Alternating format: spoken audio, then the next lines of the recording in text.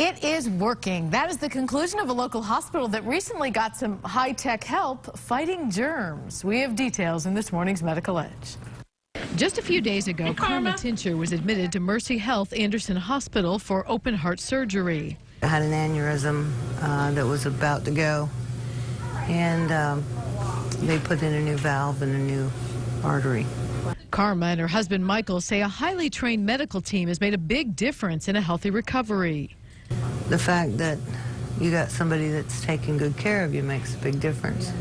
But so has something else for many patients, this high-tech blue light special, as it's called, known as the Germinator. It uses ultraviolet light to kill off stubborn bacteria in a room before a patient at risk for infection ever arrives.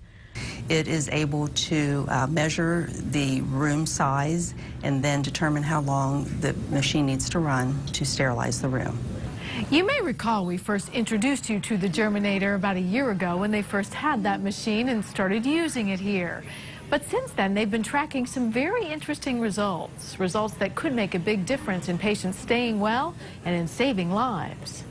Dr. Bruce Hamilton is an infectious disease specialist here who said in this hospital they've tracked a common hospital bacteria. It makes a lot of people sick and is called Clostridium difficile, or C. diff.